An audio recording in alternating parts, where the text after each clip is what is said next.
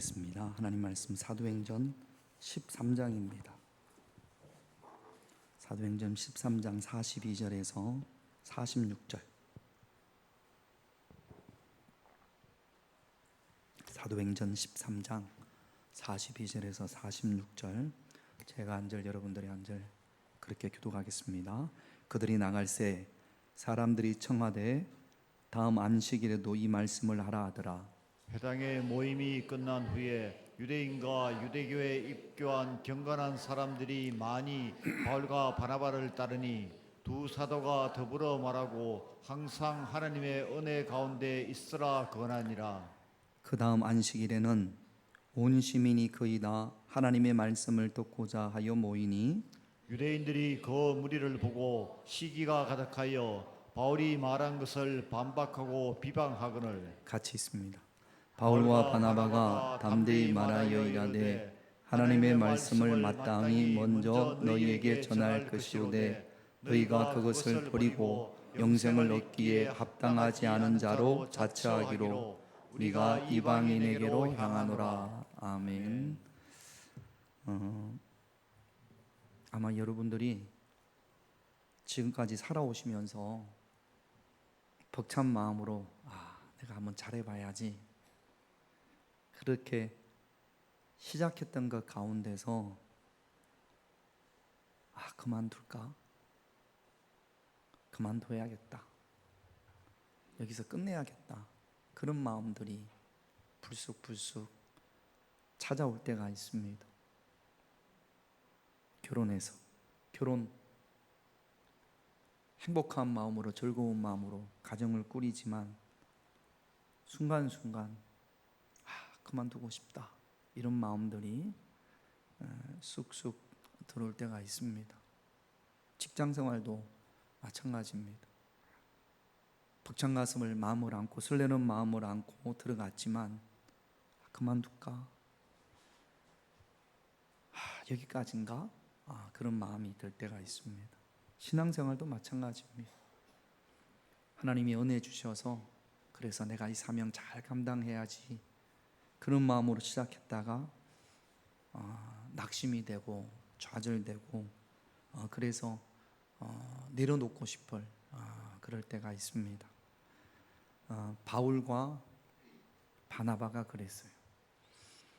성령의 보내심을 입고 바울과 바나바 그리고 이 두 사람을 돕기 위해서 마가 요한이라는 사람이 전도 여행을 시작했는데 얼마 가지 않아서 마가 요한이 전도 여행을 그만두고 집으로 돌아가 버립니다. 이게 하나님의 선한 뜻을 위해서 덕이 되기 위해서 그래서 떠난 것은 아닌 것 같아요. 많은 갈등들이 있었을 겁니다.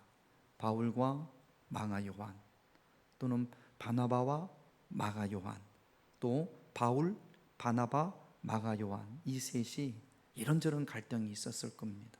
그래서 결국은 젊은 마가 요한이 어떤 이유에서든지 자세하게는 모르겠습니다만 나는 못하겠습니다. 그리고는 훌쩍 집으로 가버렸습니다. 남은 바울과 바나바 아마 그럴 거예요. 그만둬야 되나? 여기서 멈춰야 되나? 그만두고 싶다. 그런 마음들이 아마 그들에게 있었을 겁니다. 그런데 지난주 말씀의 결론을 보면 우리 14절을 사도행전 13장 14절을 볼까요? 같이 있습니다. 그들은 버가에서 더 나아가 비시디아 안디옥에 이르러 안식일에 회당에 들어가 앉으니라. 이런 어려움이 있고 상처가 있고 그래서 그만두고 싶고 주저앉고 싶고 그랬을 텐데 오늘 말씀에 보면 14절에 보면 그들은 바울과 바나바죠. 버가에서 마가 요한이 떠났습니다. 근데 버가에서 거기서 멈추지 않고 따라합시다. 더 나아가. 그래서 승리할 수 있었습니다. 여기서 더 나아가지 않았다면 1차 전도 여행뿐 아니라 2차, 3차, 4차에 이르는 전도 여행이 없을 수도 있었습니다. 그런데 바울과 바나바는 여기서 멈추지 않고 한 걸음 더 나아갔습니다. 혹시 여러분들이 지금 이런 일 저런 일 때문에 더 나아가지 못하는 것이 있다면, 그것이 주의 일이든지 아니면 직장이든지 그것이 하나님이 기뻐하시고 하나님이 원하시는 거라면 여기서 멈추지 마시고 더 나아가야 열매가 있고 또 하나님의 축복이 있고 또 승리하게 될 줄로 믿습니다. 제가 한 2주 전부터 50견이 왔어요. 왼쪽 어깨가 너무너무 아픕니다. 이렇게 들면 깜짝 놀랄 정도로 소스라치게 아파요. 그래서 뭐 괜찮겠거니 했다가 도저히 안 돼서 병원을 갔습니다. 아마 이게 50견 아파 보신 분들 아실 거예요. 그래서 뭐 이제 주사도 맞고 그러면서 약을 처방받으면서 의사 선생님이 뭐라고 그러냐면 스트레칭을 하셔야 됩니다. 그래서 제가 한 번도 스트레칭 뭐 이렇게 해본 적이 없거든요. 스트레칭을 어떻게 합니까? 그랬더니 아주 젊은 의사 선생님이 친절하게 자세하게 가르쳐 주세요. 하나만 더 말씀을 드리면 이렇게 엄지손가락을 밖으로 해서 쭉 이렇게 뒤로 하랍니다. 지금 하라는 이야기가 아니고 근데 아프잖아요. 아픕니다. 아픈데 어떻게 하냐고 그랬더니 친절하게 이렇게 아프시면 조금만 더 나가래. 조금, 그리고 30초 있다가 다시 돌아오고 또 10초 쉬었다가 또 이렇게 해서 아프잖아요. 조금만 더 나가래. 그래가지고 또 이렇게 1초, 2초, 30초 있다가 내려오고. 그래서 제가 해봤거든요. 처음에는 이 정도밖에 안 됐다가 지금은 할렐루야 이렇게 올라갑니다. 여전히 지금 이렇게 아파요. 이제 여기가 아픕니다. 그런데 조금만 더 나갔다가 참는 거죠. 30초 참다가 다시 돌아오고. 근데 아파요. 근데 보니까 제가 느끼기를 이것이 조금 더 나아가는 것 같습니다. 따라합시다. 더 나아가.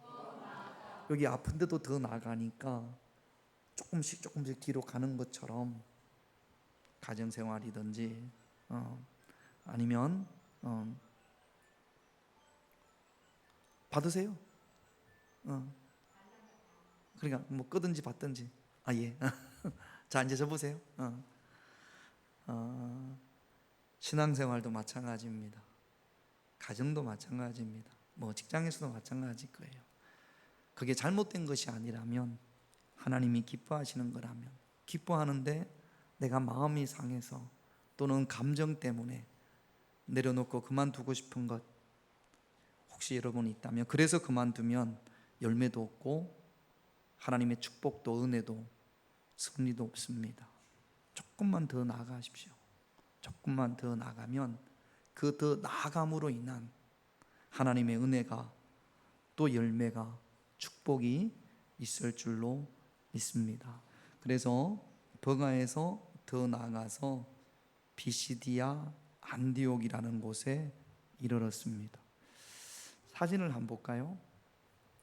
지난번에 우리 작년 4월 달에 제가 우리 성도님들 몇 분 모시고 터키, 그리스, 로마 그렇게 성지순례를 다녀왔지 않습니까? 그 일정 가운데 오늘 우리 본문에 나오는 비시디아 안디옥이 있습니다. 여기가 발굴이 된 비시디아 안디옥 유적지 입구예요. 이렇게 로마 시대 때 건설된 도시겠죠. 입구가 이렇게 좀 여기가 도로입니다. 로마는 도로가 참 잘 돼 있다고 그러잖아요. 근데 그 도로가 우리 아스팔트처럼 그렇지 않고 이런 돌들을 가지고 이렇게 길을 만든 겁니다. 입구가 이렇게 넓습니다. 또 하나 다음 사진을 볼까요? 이런 유적지도 있습니다. 사진을 많이 찍었다고 생각했는데 찾아보니까 또 별로 없어요. 그 다음에 또 하나, 그 다음 사진을 볼까요? 예, 요게 회당 자리에 세워진 교회 터입니다. 발굴된 교회입니다. 여기 전에는 여기에 유대인들의 회당이 있었겠죠.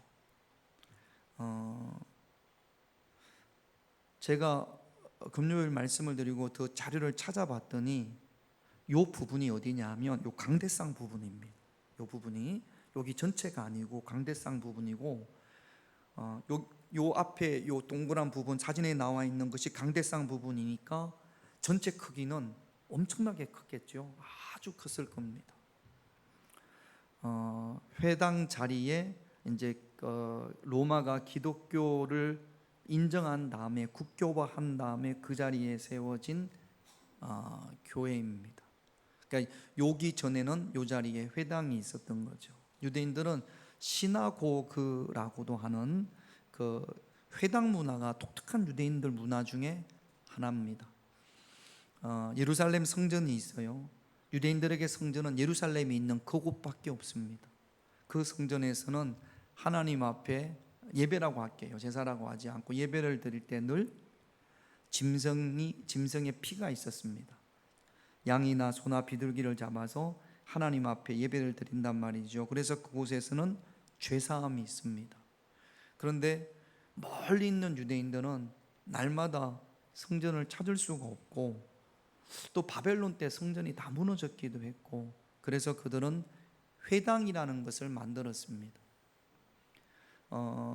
가장 10명이 모일 수 있으면 그러면 어느 곳에든지 이 회당을 건축할 수 있었습니다.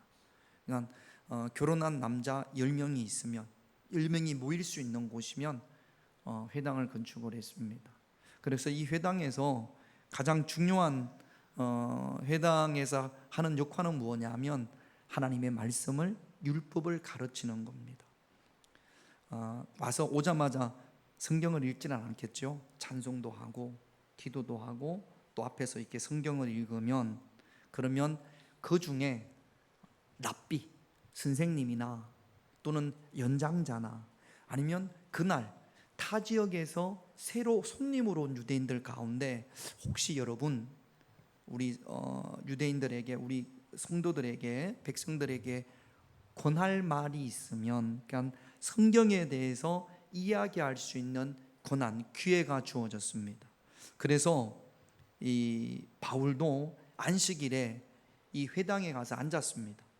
그러니까 이제 누가 맡은 사람이 와서 성경을, 율법을 읽었겠죠. 그리고 그렇게 이야기합니다. 혹시 여기에 대해서 말씀 전하실 분, 이야기하실 분 계십니까? 그랬더니 성경에 읽어보면 바울이 손을 이렇게 듭니다.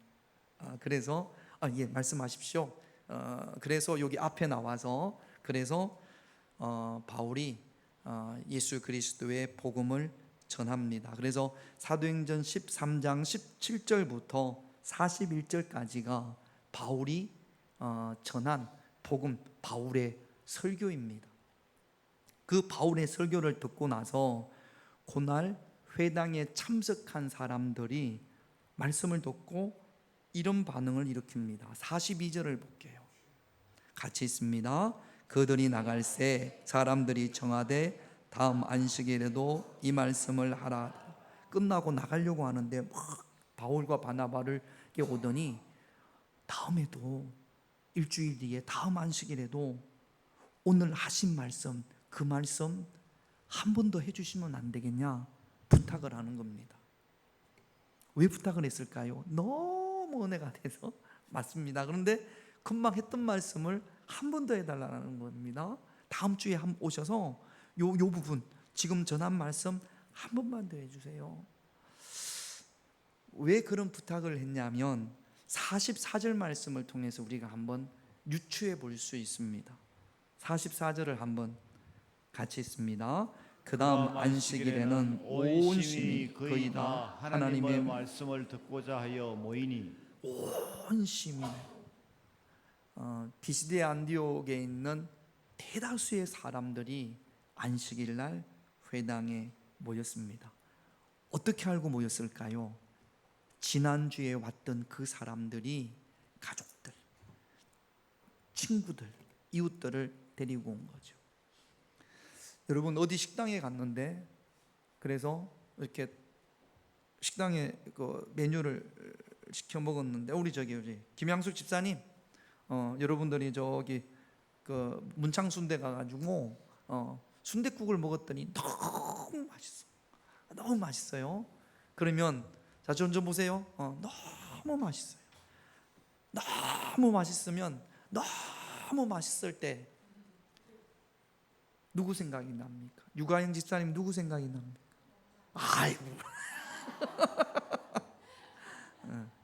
아빠는 없으니까 누구 생각이 나게 돼 있어요. 그러면 너무 맛있으면 다음에 엄마랑 한번 와야지, 그런 마음이 들어요. 엄마한테도 물어봤거든. 금요일 날 가영이라고 안 하던데 오늘은 가영이? 누구, 고윤남 군사님 누구 생각이 납니까? 딸, 그렇지. 이틀 만에 바뀌었네. 금요일 날은 아빠 생각이 난다고. 여러분, 맛있는 거 먹으면 누구 생각이 나거든요. 다음에 그 사람이랑 같이 한번 와야지. 가족이 생각이 나기도 하고, 부모님이 생각이 나기도 하고, 친구가 생각이 나기도 하고, 다음 주에 꼭 데리고 같이 기회가 있으면 우리 부모님 모시고 와서, 우리 유가영 집사님은 우리 엄마랑 같이 한번 와봐야지. 그리고 또 우리 고윤남 권사님은 우리 남편이랑 한번 와봐야지. 또는 뭐 우리 아들이랑 한번 와봐야지. 유한호 장로님은 누구 생각이 납니까? 저라고 이야기했잖아요. 그렇죠. 그게 뭐 쑥스럽습니까? 자, 유한호 장로님 누구 생각이 납니까? 목사님이라고 이야기해요. 목사님이라고 이야기했잖아요. 금요일날. 생각이 바뀌었습니까? 생각이 나야 되거든요. 여러분, 우리 하나님 말씀을 들을 때 내가 하나님의 말씀에 은혜를 받으면 내가 은혜 받은 것으로 끝나는 것이 아니라 반드시 여러분들, 저와 여러분들은 누군가가 생각이 나야 합니다. 이곳에서 사랑하는 그가 아닌 이웃이 함께 하나님 앞에 예배드리면 얼마나 좋을까. 그리고 그 사람이 이곳에 오기를 우리가 하나님 앞에 기도해야 될 줄로 믿습니다. 우리가 수없이 많이 이야기했을 거예요. 예수님 믿자, 하나님 앞에 가서 예배드리자. 그런데 세상은 지금 어둠의 권세가 꽉 이렇게 누르고 있지 않습니까? 사람들의 마음이 쉽게 열리지 않습니다. 이를 위해서 우리가 하나님 앞에 기도해야 합니다. 먼저 내가 하나님에 대한 은혜가 있어야겠죠. 안식일 날 바울을 통해서 예수 그리스도의 복음을 들었던 사람들은 예수가 그리스도구나, 그런 믿음이 생겼고, 그래서 바울이 전한 그리스도에 대해서 알기를, 사랑하는 가족들이, 친구들이 알기를 원했던 겁니다. 요한복음 4장 29절을 한번 볼까요? 요한복음 4장 29절 같이 있습니다. 내가 행한 모든 일을 내게 말한 사람을 와서 보라. 이는 그리스도가 아니냐 하니. 사마리아 여인의 이야기입니다. 사마리아 여인이 우물가에서 예수님을 만나고 동네로 날아가서 와서 보라, 그리스도가 여기 계시다라고 사람들을 초청했습니다. 초청할 수 있는 저와 여러분이 되시기를, 이를 위해서 기도할 수 있는 그런 저와 여러분들이 되시기를 주님의 이름으로 축원드립니다. 또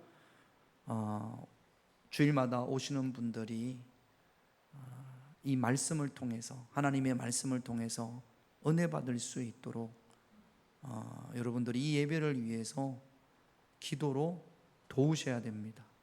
금요일 날 금요 기도회 때 우리가 주일 예배를 위해서 기도합니다. 예배를 오신 분들이 귀와 마음이 열려서 말씀을 깨달을 수 있도록. 여러분, 말씀만 통해서 은혜 받는 건 아니거든요.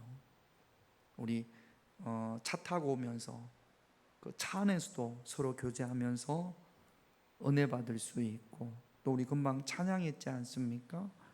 우리 찬양을 통해서도 하나님의 은혜가 임하거든요. 그러니까 우리 운전하시는 장로님, 또 끝나고 운전하시는 우리 김진석 권사님, 또 앞에서 우리 찬양하는 우리 찬양팀, 유가영 집사님, 또 우리 윤경자 권사님, 김진석 권사님, 반주하는 사모님, 찬양팀을 위해서 여러분들이 기도하셔야 됩니다. 찬양을 통해서 하나님의 임재하심이, 하나님의 성령이 임할 수 있도록, 찬양을 통해서 마음이 활짝 열려질 수 있도록 주일날 먼저 오셔서 기도해 주시고, 또 여러분 사명감을 가지고 금요일 날 오셔서 함께 기도해 주시고, 또 여러분들이 집에서도 주일날을 위해서 꼭 기도해 주셔야 됩니다. 또 대표 기도하시는 분들을 위해서도 대표 기도를 통하여서 우리 모두가 하나님 앞에 온전히 기도를 올려 드릴 수 있도록, 집중할 수 있도록 대표 기도하시는 분의 입술을 주님께서 붙잡아 주시기를 여러분 기도해야 합니다. 대표 기도가 대표 기도를 통해서 은혜가 되는 게 아니라 마음이 상할 때도 가끔씩 있거든요. 우리 대표 기도 하시는 분들, 우리 오늘 장로님이 기도해 주셨는데, 대표 기도 하시는 분들은 기도할 때 이렇게 혼내는 기도, 가르치는 기도, 이런 기도는 여러분 주의해 주셔야 됩니다. 제가 사역하던 교회에서 조금 제가 좀 과장해서 말씀을 드리면 이런 거죠.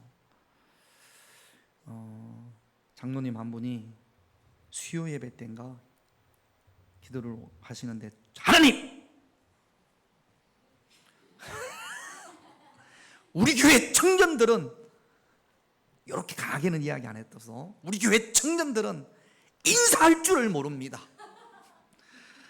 하나님, 우리 청년부 담당 목사님이 청년들을 잘 가르칠 수 있도록 리더십과 지혜를 주시옵소서.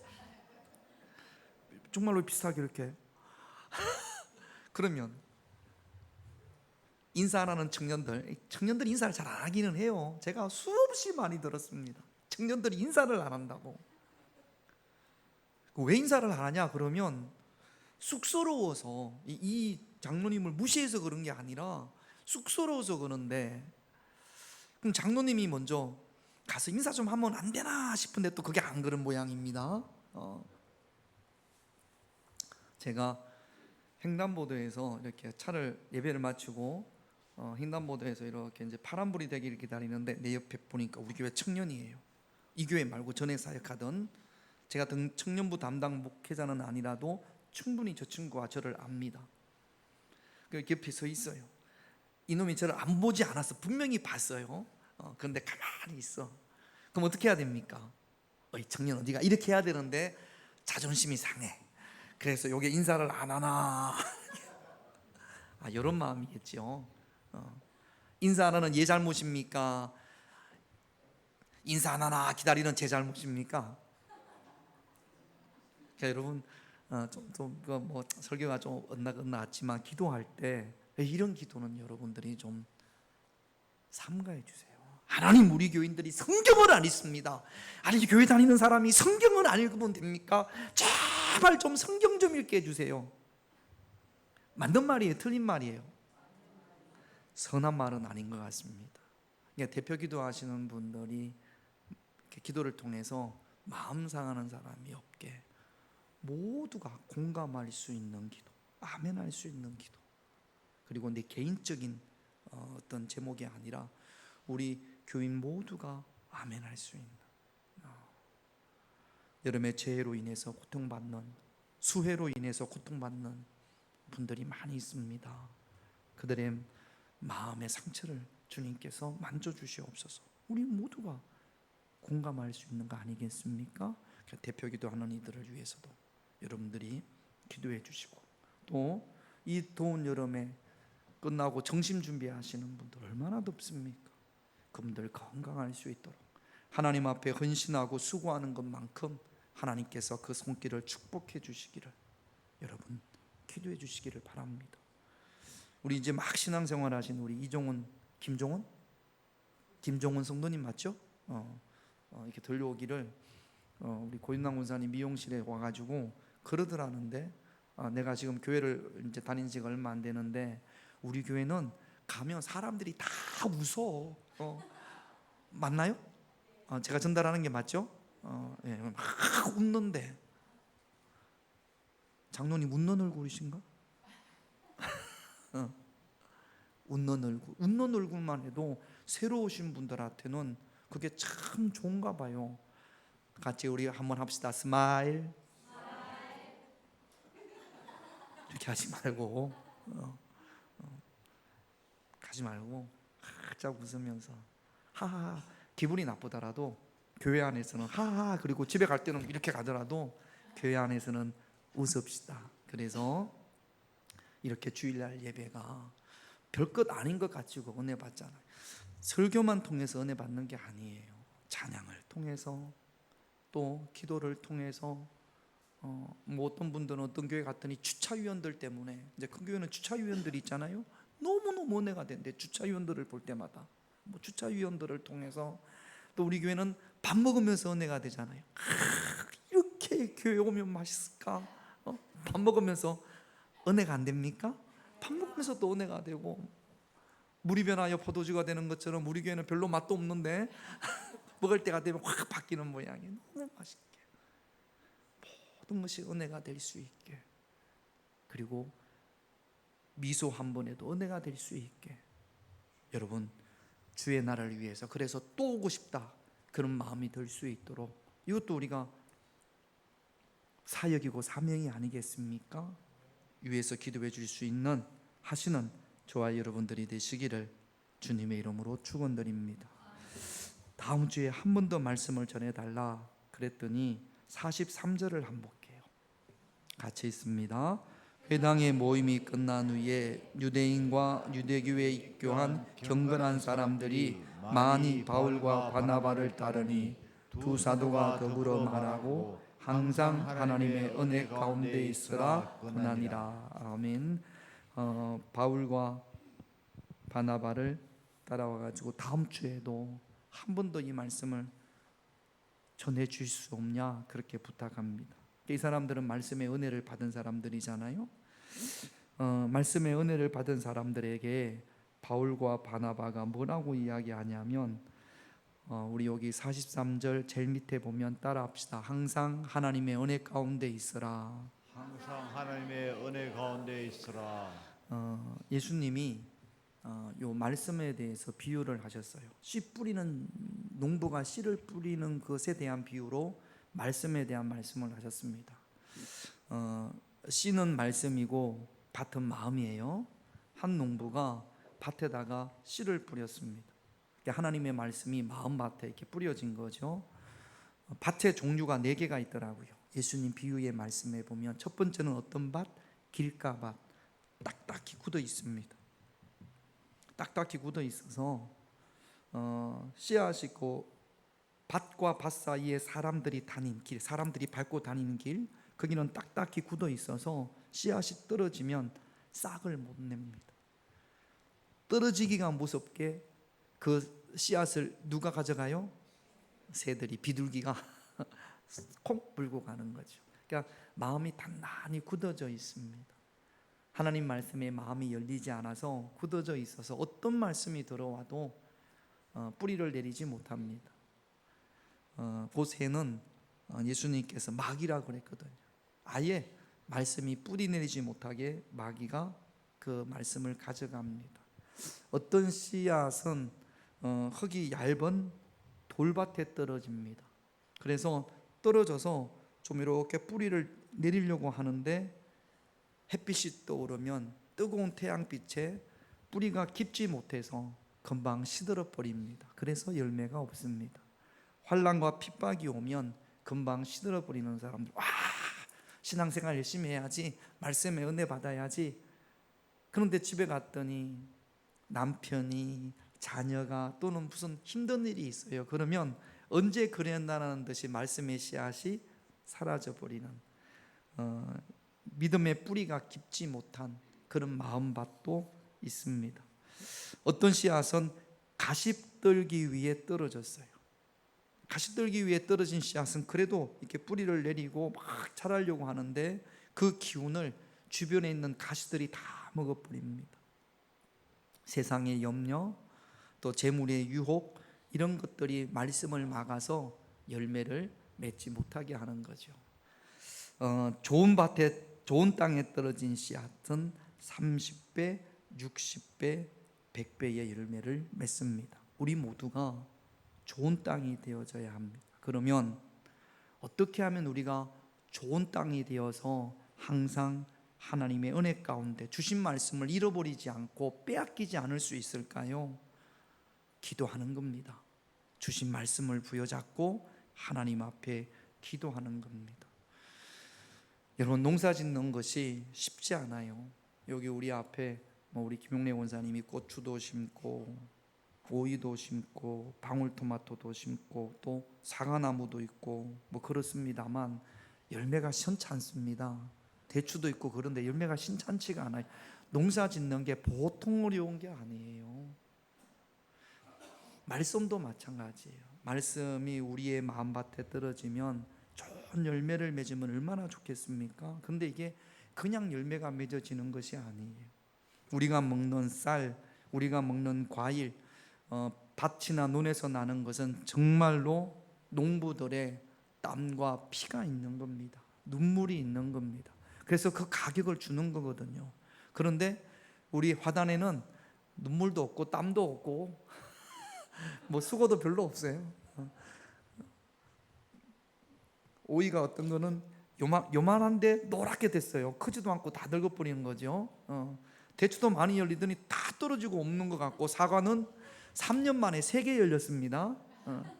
수고도 없고 노력도 별로 없어요. 달리거나 말거나 그러니까 말씀도 마찬가지예요.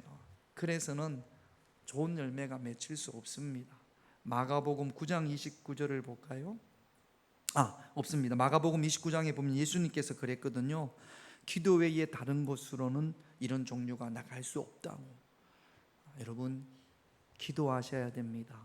주신 말씀을 부여잡고 이 말씀이 열매 맺을 수 있도록 기도할 때 우리가 하나님의 은혜 가운데, 항상 은혜 가운데 거하게 되고 그 말씀이 풍성한 열매를 맺을 줄로 믿습니다. 그래서 귀가 열리고 마음이 열리고 말씀의 은혜를 받고 은혜 받은 그 말씀을 가지고 기도함으로 하나님의 은혜 가운데 든든히 세워져 갈 수 있는 그런 저와 여러분들이 되시기를 주님의 이름으로 축원드립니다. 마지막 45절을 한번 같이 읽습니다. 같이 읽습니다. 유대인들이 그 무리를 보고 시기가 가득하여 바울이 말한 것을 반박하고 비방하거늘. 그 무리는 바울과 바나바를 따르는 그 사람들도 유대인들이에요. 그 무리를 보고 시기가 가득해서 바울이 말한 예수 그리스도의 복음이죠. 그 말씀을 반박하고 비방합니다. 43절을 다시 한번 볼게요. 보면 회당의 모임이 끝난 후에 유대인과 유대교에 입교한 경건한 사람들, 이 사람들은 이방인들인데 하나님을 믿고자 하는 사람들입니다. 이 사람들은 다 바울과 바나바를 따라가서 한 분도 하나님의 말씀을 전해줄 수 없냐 이렇게 묻는데, 아까 45절의 유대인들은 바울이 전한 말씀을 반박하고 비방합니다. 이 두 유대인 사이에 어떤 차이가 있습니까? 하나입니다. 말씀의 은혜를 받은 사람, 은혜를 받지 못한 사람.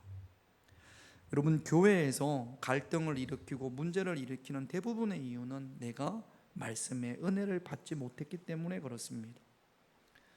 이단들이 가장 표적으로 삼는 사람들이 은혜 받지 못한 사람들이에요. 하나님을 믿는다고 하는데 은혜 가운데 깊이 들어가지 못한 사람들, 이런 사람들이 그 이단 신천지나 이런 데 표적이 되어집니다.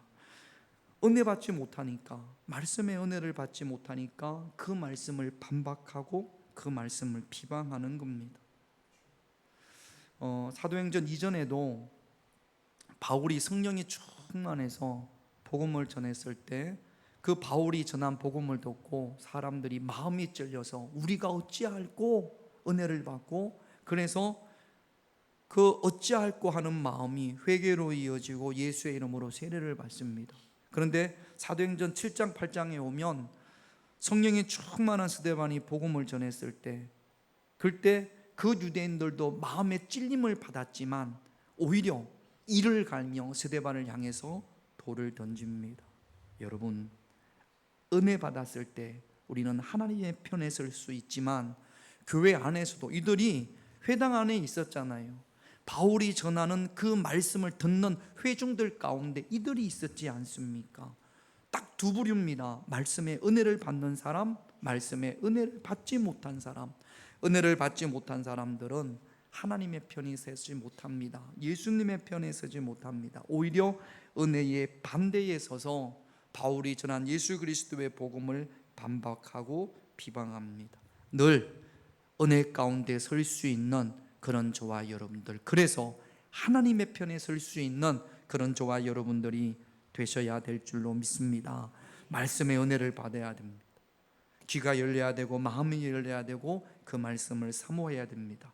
말씀을 거부한 사람들, 회당 안에 있었지만 말씀이 전해지는 그 가운데 있었지만 은혜 받지 못한 사람들, 그들을 향해서 그들에게 주어지는 결과가 무엇이냐면 46절을 볼게요.